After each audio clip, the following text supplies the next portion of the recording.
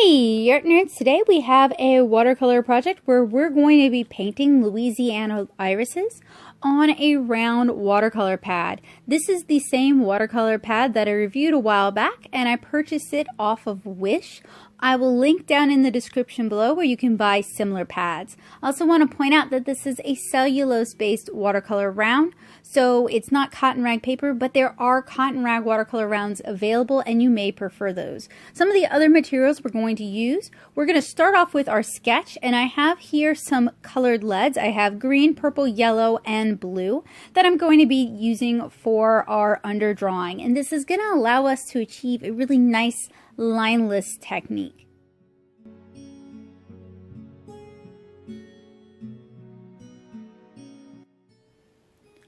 So for the irises, each color is going to be drawn in the coordinating lead, and I have over here a thumbnail sketch. I use this just to kind of help me figure out the composition that I wanted. So I'm using the green to sketch in the leaves, to sketch in the stems.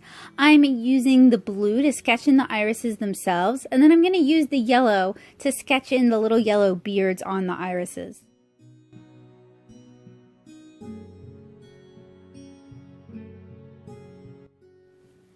I apologize that my camera's having a little bit of difficulty picking up the leads. So we start out sketching really lightly since irises have 3 major petals and then 3 minor petals. I'm sketching in the major petals first and then alternating that with the minor petals. So in the gap between the larger petals, we have the smaller furled petals.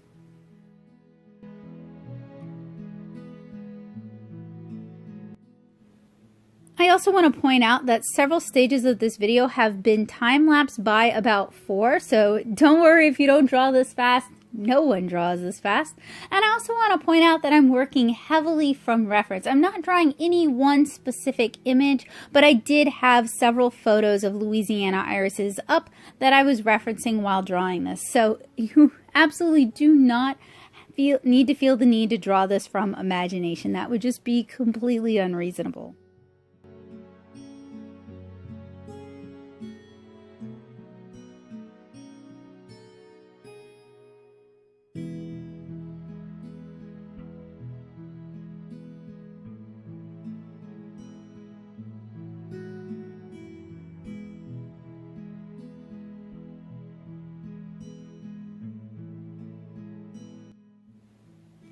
Alright, so now our sketch is completed. It's time to start painting. We're going to be using the Core Mini palette for this. I just happen to really like this palette and I've used it in several of my videos. If you're interested in learning more about this watercolor palette, I also have a review of it that I'll link down in the description below.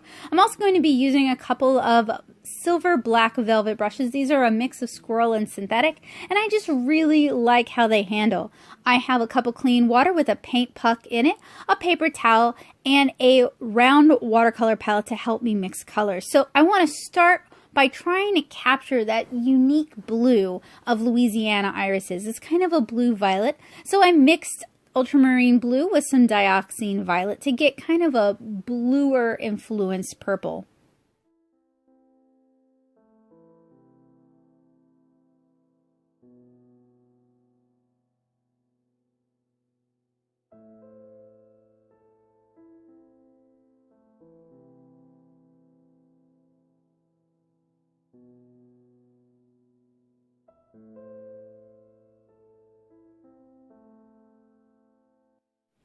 And for this tutorial, I'm just going to use a really light, sort of sketchy watercolor style, very similar to what I did with my Origami watercolor postcards. So if you're looking for more inspiration, if you want to learn how to paint several other types of flowers, I highly recommend, you check out my Origami watercolor tutorials in my quick and easy watercolor tutorial section.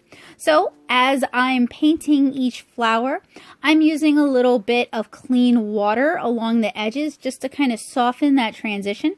And I'm also dabbing in a more saturated version of the color at the center and allowing it to diffuse out. So you can see there where I used a little bit of clean water just to help blend the color a little bit and desaturate it a bit.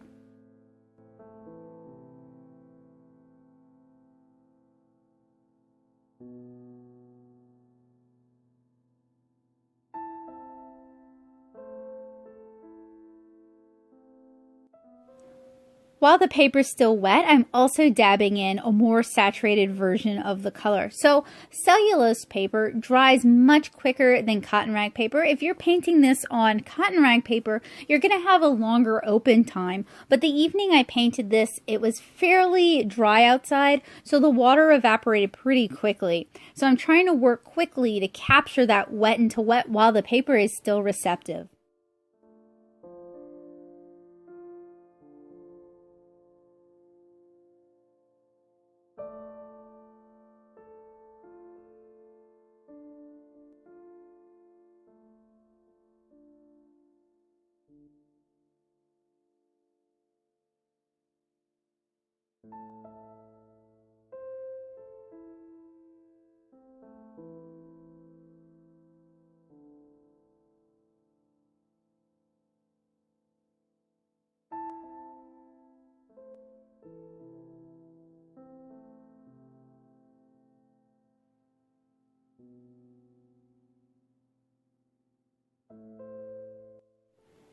Now that my irises have been painted, I'm going into the center with a little bit of the cool yellow, and then I'm going to dab in just a little bit of the warmer, I think it's a Quin Gold in this set.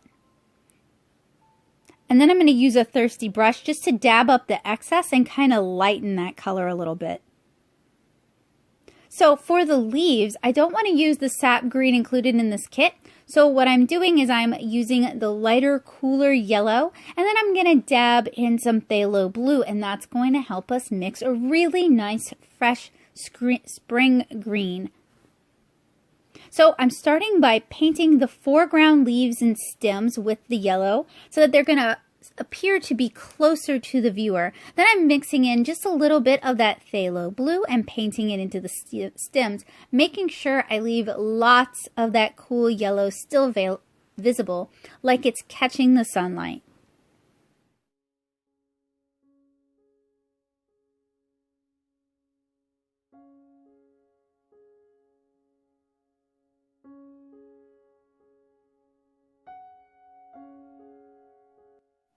Now I'm using that base mix of cool yellow and phthalo blue to paint the stems in the background. So this is going to serve as the base color for our background stems.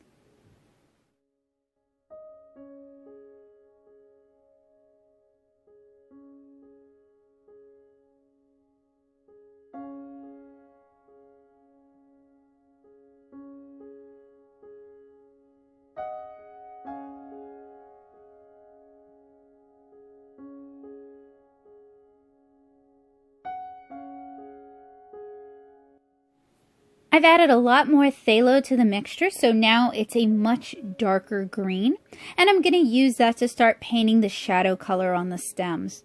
So if you look in the well, it's almost entirely blue. It's just a little bit of green in there.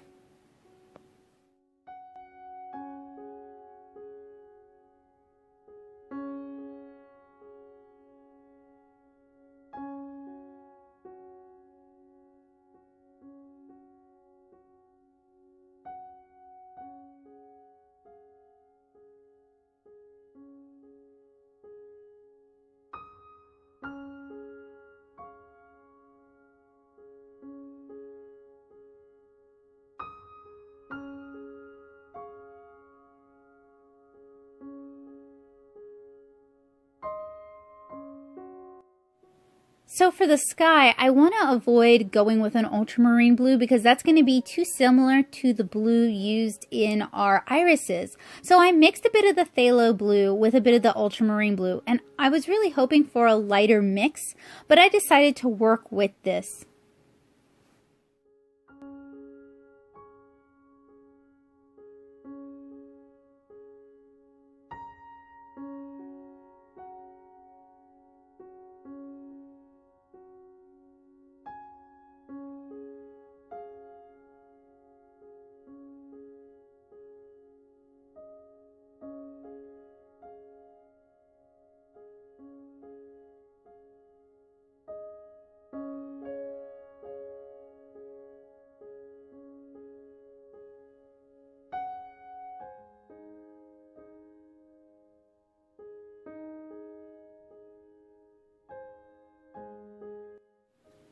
Working as quickly and as carefully as possible, I fill in the sky, leaving a halo around our plants, many of which still have wet areas and would bleed if I join the areas that I'm filling. So you can see some splotchiness in the background. That's due to working on cellulose paper that dried as I was painting it, but it also kind of adds to the hand-painted looseness of this painting. So I'm going over with a darker layer of the same mix, ultramarine blue with phthalo blue, and my goal is to blend it out with just a little bit of clean water.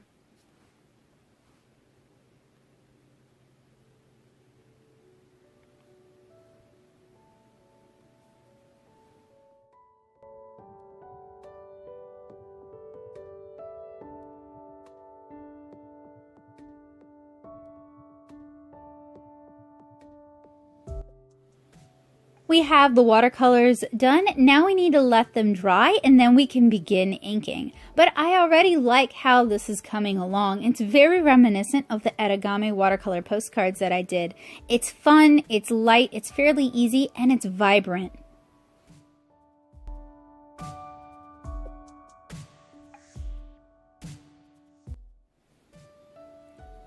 I'm going to add some black ink outlines using a Pentel pigment brush pen. You can use a finer, smaller technical pen or brush pen for this, or you can use ink and a brush. It's really up to you. I'm comfortable using the pigment brush pen, and it's a very easy, convenient way to add black outlines, so that's what I'm going for here.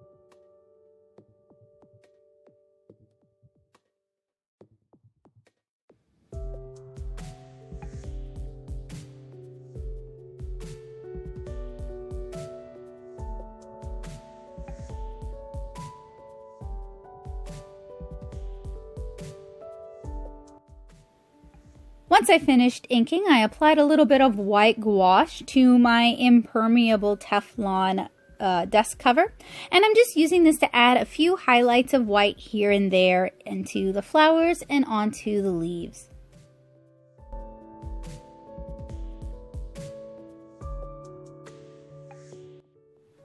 And that about wraps it up for our fresh, loose watercolor illustration. If you're looking for more quick and easy watercolor tutorials, I have a whole playlist designed to get you guys painting. Now could be a perfect time to pick up your paintbrushes and dedicate some time in the evening to relaxing, chilling out, and painting something you love.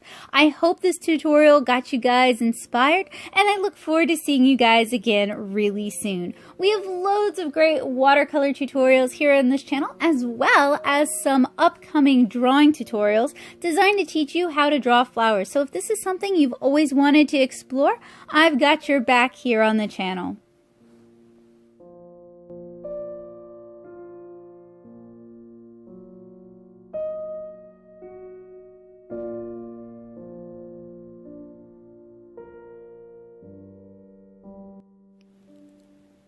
I enjoyed painting this with you guys, and I hope to see you guys again really soon. And I'd love it if you guys would show me what you've been working on, either on Instagram or over in the Paint Box, my art-centric Discord server.